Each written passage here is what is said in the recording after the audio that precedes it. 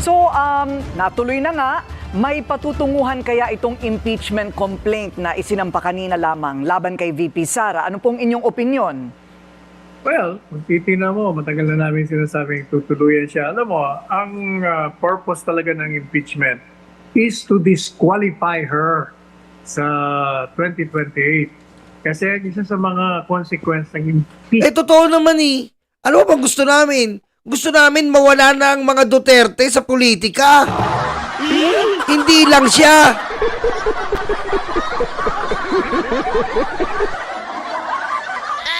Panelo, ang hina mo magsalita. Gusto namin, hindi lang disqualify. Mawala na lahat ng Duterte sa politika. Nung disqualified, bitin kami doon. Gusto namin, wala nang Duterte. Disqualify lang. Nakakabitin yun ha. Disqualify lang ha. Gusto namin ma-erase na ang mga Duterte. Para mawala yung kademonyoan dito. Official ay hindi lang removal from office, kundi disqualification from holding office. Yan talaga ang target nila. I see. So, maliban po doon, kung sakali lang po ma-impeach, wala pong ibang implikasyon kung hindi removal from office at disqualification from seeking a public office forever? Panghabang buhay na po ba yun o pang 2028 lamang? Panghabang buhay kasi wala namang sinasabi yung konstitusyon na pang 2028 lang. Nakalagay doon, extends hanggang sa disqualification sa removal. I see. English. So for any... Ayan, maganda rin kasi yung impeachment eh. Yung impeachment po, pag na-impeach yan, hindi na siya makakatungtong sa politika kahit kailanman. Hindi na siya makakatuntong. Diba? Yun ang kagandahan doon. Diba? Hindi na siya makakatuntong kailanman. Napakasarap isipin nun. Ay, yung ban for life ng mga ang Duterte, napakasarap naman isipin nun. Nakakatuwa yun, di ba? Wala nang mga may sayad sa utak, may tililing.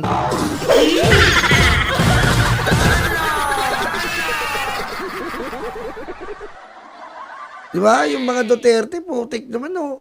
Dapat talaga iniwan na lang natin to sa kabundukan ng Davao, pinababa pa natin to sa Maynila kasi.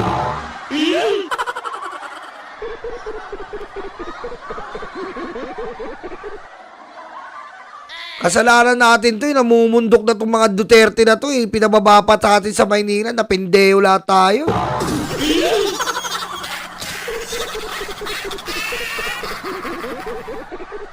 Ngayon, hirap na hirap ang buong Pilipinas. Ano yun to? Pakawalan.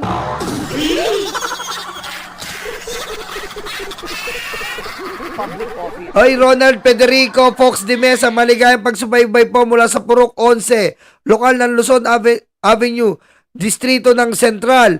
Hoy, 110 years. Dynamic leadership, one mind, one judgment. Hoy, kapatid Ronald, hello kapatid. Maligaya dyan sa Purok 11 ha. I love you mga kapatid sa Purok lokal ng Luzon Avenue ng Central. Huwag niyo ako iuulat ha.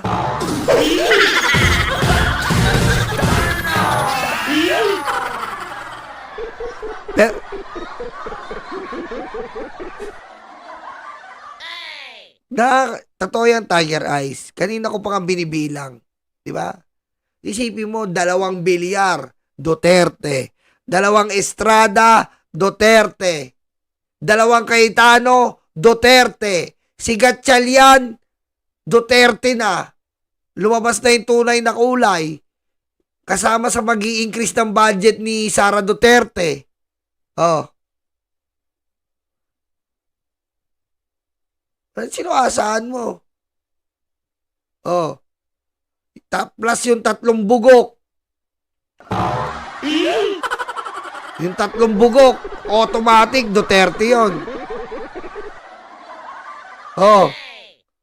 Si Idol Rapi, hindi natin masabi kasi nga, inihintayin pa ni Idol Rapi yung DNA test tsaka lie detector test. like, boom, minute like. Diba? Hihintayin pa natin kay Idol Rapi yung Idol, Duterte ka ba? Ipapalay detector test muna natin yan.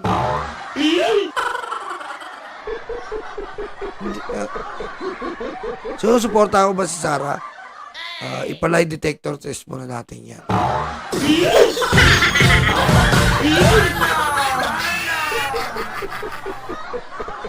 Kaya nakikita ko lang dyan, Coco Pimentel. Ayan, nakikita ko yan, Coco Pimentel, Legarda, Grace Po, at Risa Ontiveros. Apat lang ang boboto ko dyan na parang mapunta sa katotohanan.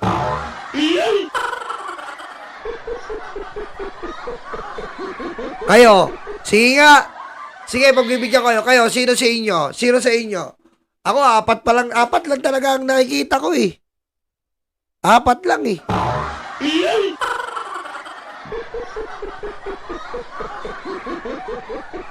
Oh.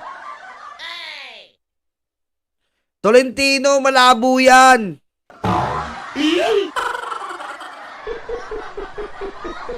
Nyolo, ghosting. Grabe ka naman, Nyolo, ghosting. Nag-forward na ako doon ng mga video, yung mga research, ghosting. Madami tayong ginagawa eh. Nyolo, ghosting, bilangin mo kung ilan ang proposite, ilaw BBM pa, Mohan Squad pa, Banat Boy, umuwi ka na.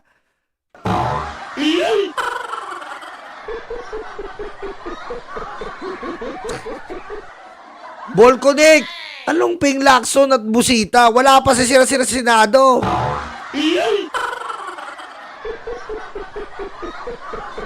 Pupunta ako sa December 7. Pupuntahan natin yan. Basta mga suportang administrasyon, pupunta tayo dyan. Bababa po ako nandito po ako sa kabundukan eh. Bababa ako mula sa kabundukan.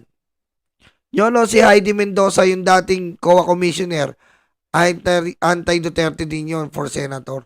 Hindi nga, kung magpo-prosper yung impeachment ngayon, yung ngayong senador, sino ang maiisip nyo nakakampi sa katotohanan? Apat lang ang naiisip ko. Diba? Hindi. Yung ano naman, Len, si Grace po at Lauren de Garda, makikita natin yan, veterans yan eh. Veterans yan. Hindi yan papaano. Veterans yan eh, para sa akin. Nancy Binay, Duterte rin yan.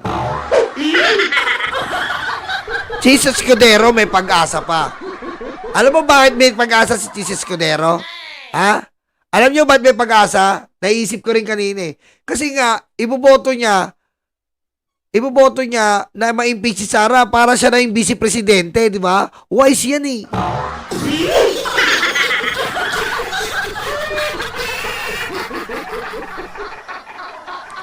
Oo, Mami Irene, kaya iboboto niya ma-impeach yan para siya na ang vice-presidente. Automatic, di ba?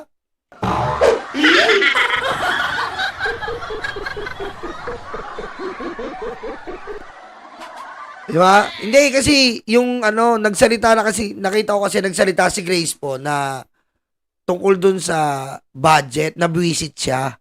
Dahil inaantay niya yung approach nila Sara doon para sa budget nila, hindi sila pinapansin din. Kaya nagalit si Grace po. Pinurso niya na lang talaga yung 733. Nagkalamat sila doon. Pero ang pinakasigurado talaga dyan, Risa Ontiveros. Ayan talaga. Yan, wala na yan. Kahit bali-baligtarin mo yan, kahit pagulong-pagulungin mo yan, boboto yan na ma-impeach si Sara, si Risa Ontiveros.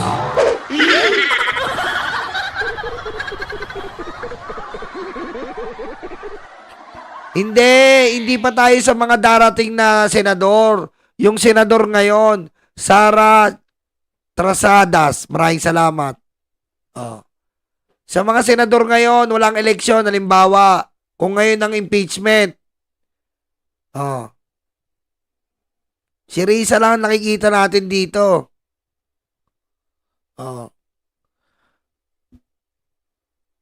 Ngayon, feeling ko, etong kung makakapasa to sa Kongreso, mabilis lang to. Yung impeachment po na to, kung makakapasa sa Kongreso, mabilis lang to kasi nakikita nyo po, yung plenary kanina, narinig nyo. Ang dami ng congressman na nagre-reklamo kay Sara. Miski dating kaalyado po sa plenary, nire-reklamo na ang gaspang na abnormal na ugali ni Sara.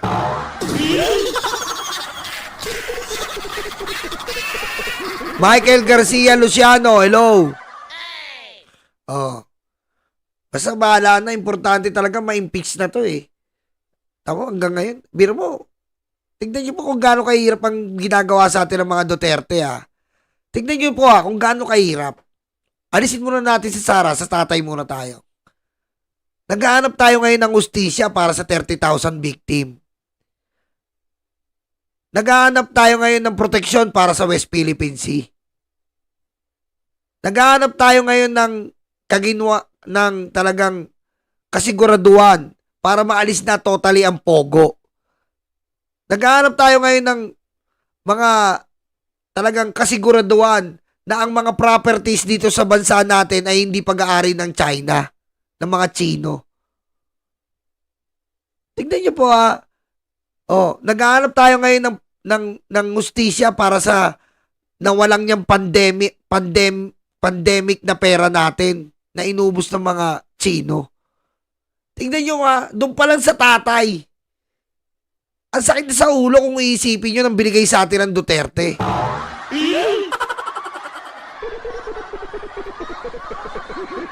Tapos dadako naman tayo ngayon sa anak. Titignan mo naman yung anak. Kitang-kita naman, dito naman sa anak, kitang-kita natin kung paano nilusta yung pera ng DepEd. Kitang-kita natin paano nilusta yung pera ng OBP. Kitang-kita natin kung paano gustong patayin si BBM. Kitang-kita natin yung gaspang ng ugali. Kitang-kita natin yung sayad ng utak.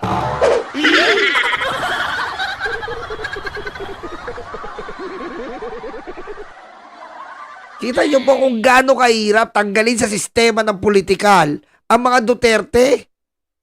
Ang hirap isipin na yung sistemang politikal ng mga Duterte na ginawa sa Pilipinas, sobrang grabe.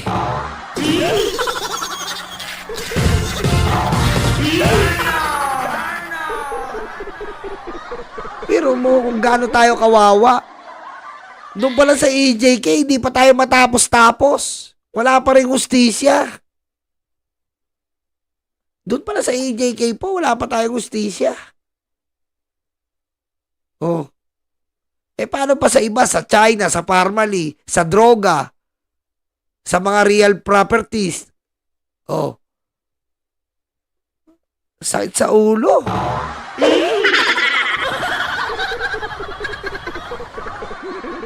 Kahit po mayor, konsehal, hindi na po pwede.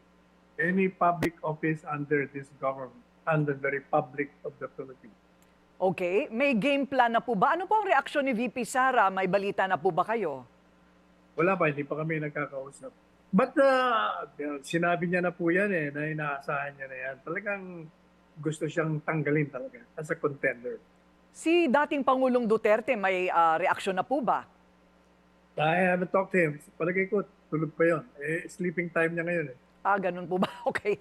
Mukhang hindi po nasunod. Ano po, ang gusto ni Pangulong BBM na wag nang pag-aksayahan daw ng oras itong impeachment. You think he was sincere? Palagay po ba ninyo talagang this is truly a waste of time?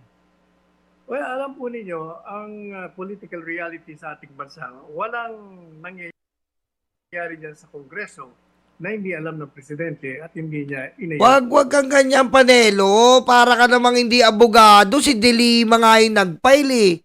Paano mo madidikit si De Lima kay BBM? Ano ba naman to? Si De Lima nga yung nag-file. Ibig sabihin, inutusan ni BBM si De Lima? Ha? Si De Lima nga yung nag-file eh. Ibig sabihin, utusan ni BBM si De Lima? Eli Bitare, mga karuns. LCD. Hello, hello. Alex North. Hello, Carlos Detiques. Paano mo masasabing hindi posibleng hindi alam ng Pangulo yan? Ayaw nga ng Pangulo eh. Sadyang marami na talagang mga grupo na galit na kay Sara at mga Pilipino. Di ba? Sadyang hindi na makaya masikmura ng mga taong bayan ang kawalangyaan ni Sara.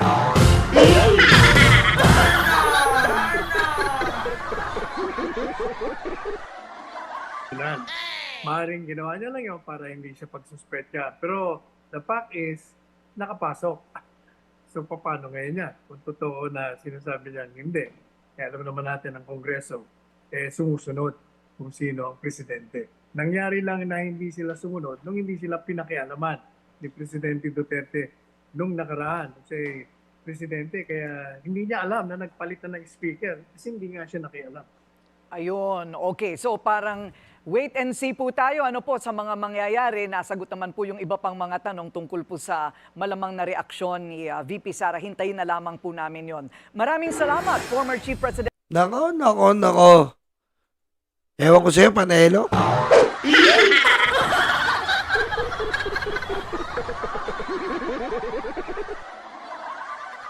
Eto na, mainit-init pa to ha. Basahin nyo. Ayon po dito sa Philippine Statistics Authority, this is to certify that as per verification made from the Philippine Statistics Authority Civil Registry System database on the Certificate of Live Birth, COLB, Certificate of Marriage, COM, and Certificate of Death, COD, of a certain Mary Grace Peyatos based on the information provided yielded the following results. Ito na yung result.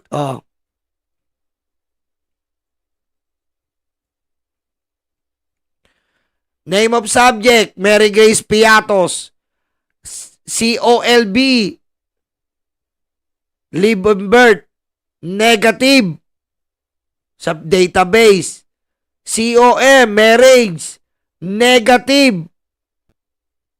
COD, negative. Patay kayo dyan. Hi friends and not friends and not friends.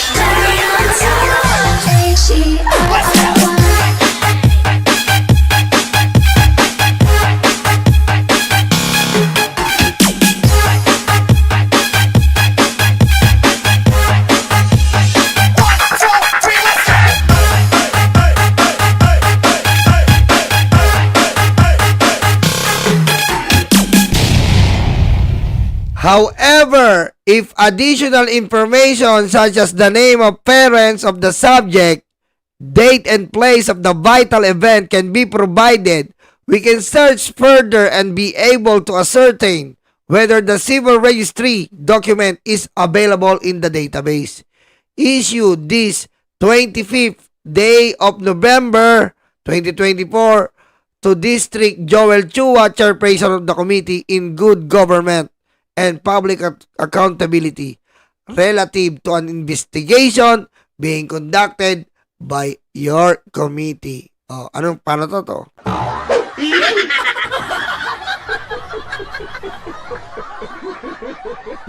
Paano na to? Ibig sabihin po, nagtatampered ang mga OBP officials ng acknowledgement receipt. Bye-bye, Andres Lumina Hope. So, paano to? Ibig sabihin po nito, gawa-gawa lang po nila ang mga resibo nila. So, kung gawa-gawa lang ang resibo nila, binubulsa-bulsa rin ang pera.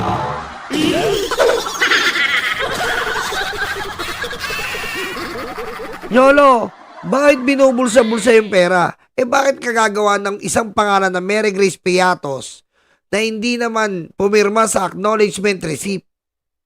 Wala namang ginawang utilization yan o wala namang ginawang project pala yan para dyan sa OVP, para sa confidential funds. So, lumalabas na dinoktor nila, tinampered nila ang mga pangalan.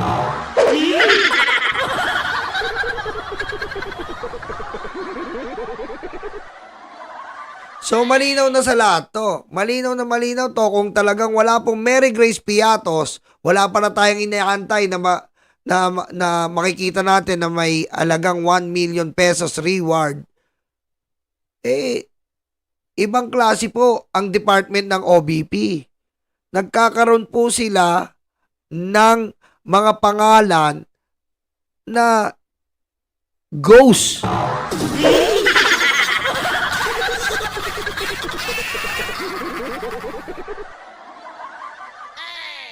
So, matindi talaga ang nasa OBP. Kumbaga ganun po sila para lang mapakita ang pagkagasta dito sa confidential funds, mapunan nila to. Pinilit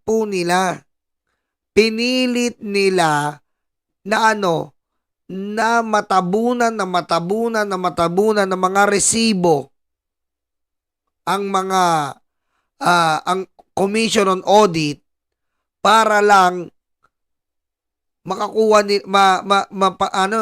anong tawag dito, para masabi nilang na-utilize nila ang 125 million.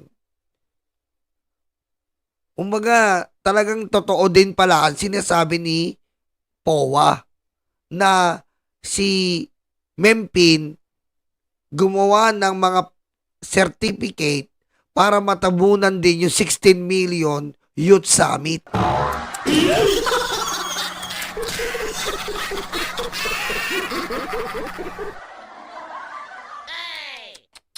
Grabe, no? Grabe, no? Lantaran, no? Grabe to, lantaran ng korupsyon, no? Biro mo, isipin nyo po, halimbawa lang, si Mary Grace Piatos, inisyuan nila ng acknowledgement receipt, 100,000.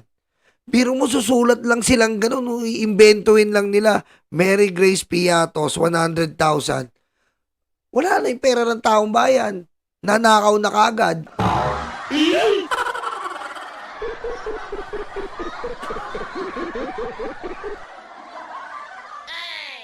Biro mo, no? Ba't ganun? Grabe, no?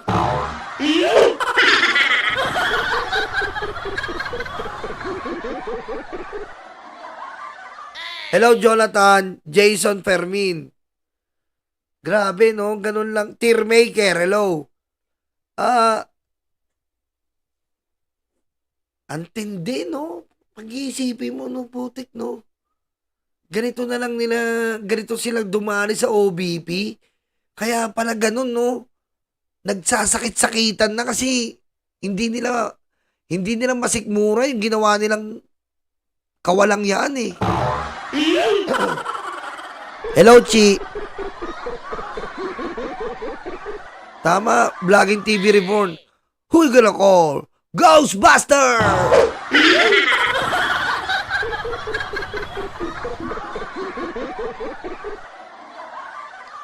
Yari na, kailan ba bukas ba may good governance? Yari na naman to bukas. Sa good governance, yari na naman to. Yari na naman si Mary Grace Piatos nito, ang kasinungalingan talaga.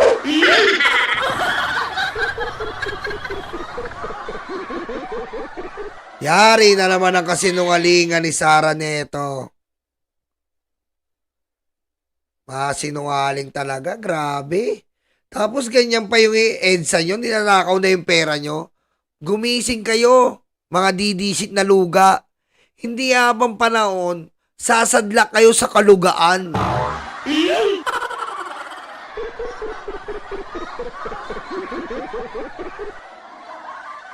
Ganyan na lang ba yung buhay nyo? Gusto nyo tinatanga-tanga kayo? Gusto nyo ganyan kayo? Porkit alam ng mga nila Duterte na wala kayong utak, malabnaw kayo na parang luga, pumapayag kayo na maging ganyan kayo?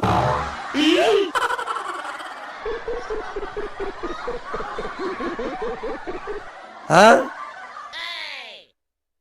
Kailan kayo gigising?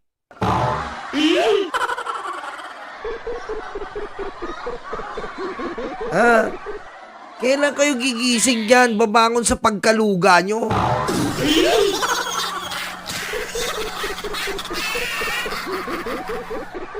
Okay, thank you, Jonathan. Pero mo nagsalita na lahat. Mga dokumento nagsasalita na. Lahat na dito nagsasalita na. Ang EDSA nyo, mabantot. Ang vice presidente nyo, mesayad. Ang dating presidente nyo, kriminal.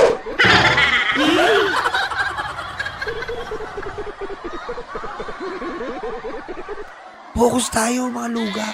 Mga luga, focus tayo. Okay? Umalis na tayo sa sistemang ganyan, mga luga. Huwag tayong maging malabnaw ang ugali.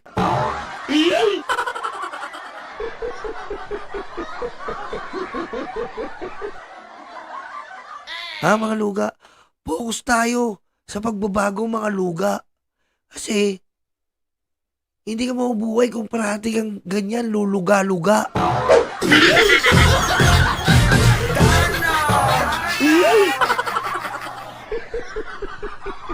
Biro nyo si Sarah. Biro mo nag-rally kayo dahil sa pinggiran. Makikita niya, mga luga. Ang rally nyo, inaangat nyo, pinggiran. Pinggiran ni Sulaika at saka ni Sarah.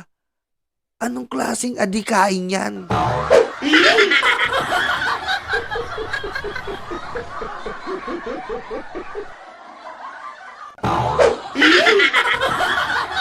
Anong sabi ni Antonio Luna? Diba? Anong sabi ni Antonio Luna? Bayan o daliri, mamili ka. Anong pinili nyo? Daliri. Tinanong kayo ni Antonio Luna. Bayan o daliri, mamili ka. Anong sagot nyo? Daliri. Abay, luga.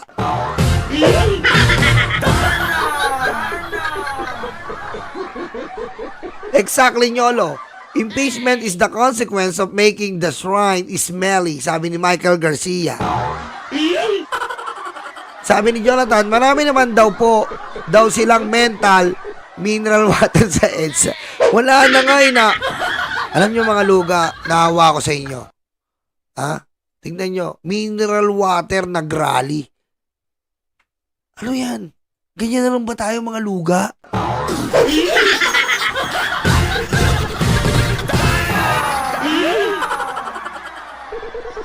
Isang walang muwang na mineral water. Iniwanan nyo. Pero mo, walang kamuwang-muwang yung mineral water. Ha? Walang kamuwang-muwang yung mineral water. Iniwanan nyo.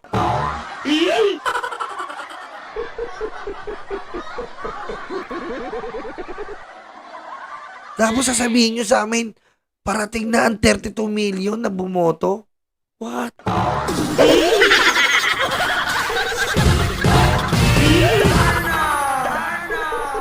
Eto, zoom ko pa, oh. Mineral water na nag-rally. Ano pa ba nais nyo makita? Mineral water na nag-rally para sa inyo.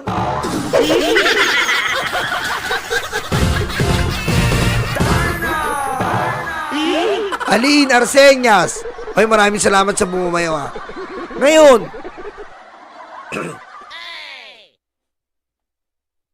imposible naman. Lahat tayong Pilipino kumukuha sa PSA. Philippine Statistics Authority. Kung anong pangalan, may mga ganyan-ganyan. Pero ito po, walang Mary Grace Piatos. Walang Mary Grace Piatos. So, ano ang may isip mo? gawa-gawang resibo para mga kurakot ng pera ng Pilipino.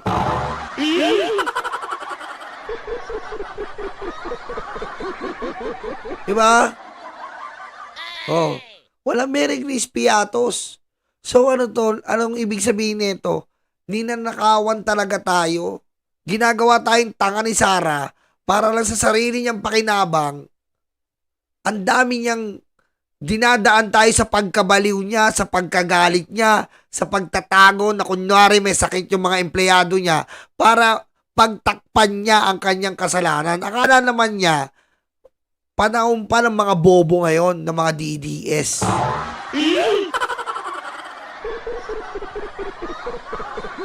Hindi na panahon ng 2016 to 2022 na panahon ng mga DDS na luga. Panahon na ngayon ng katotohanan. Panahon na ngayon ng paniningil.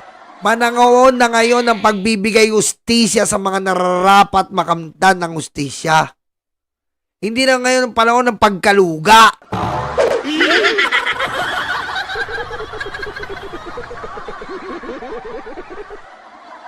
Ha?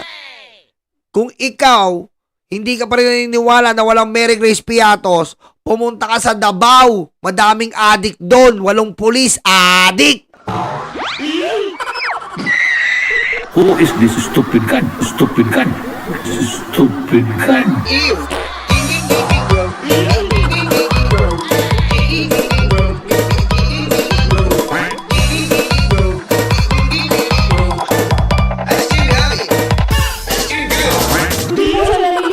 Bobo ka! Les Banks, hello! Yan na. Sir Roger Mabait, shout out!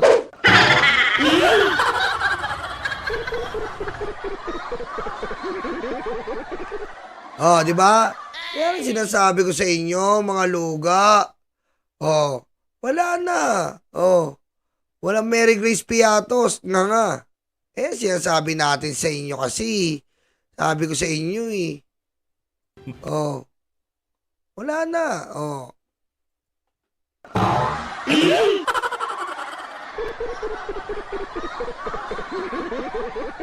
Maraming salamat sa inyo. Magkita-kita tayo bukas ha. Sama talaga ng lalamunan ko.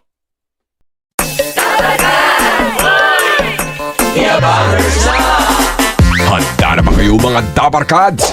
Eto na sila, The Bangers, sa pangunguna ni Tamski. Kamusta mga kababayan ko? Dapat lang malaman nyo, andito si Tamski, ang abang lingkod nyo na magbibigay at maghatid ng mga balitang solido at talagang para sa Pilipino. Hindi rin magpapahuli si Nyolo. Kamusta mga karayuma, Nyolo Bontit at your service. At siyempre, ang muse ng grupo, si Tita Missy. What's up mga libag? Naghilod na ba kayo?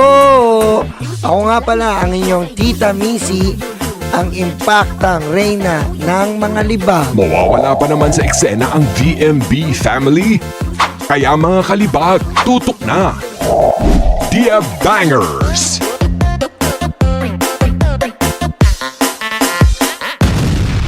Kabahan na kayo.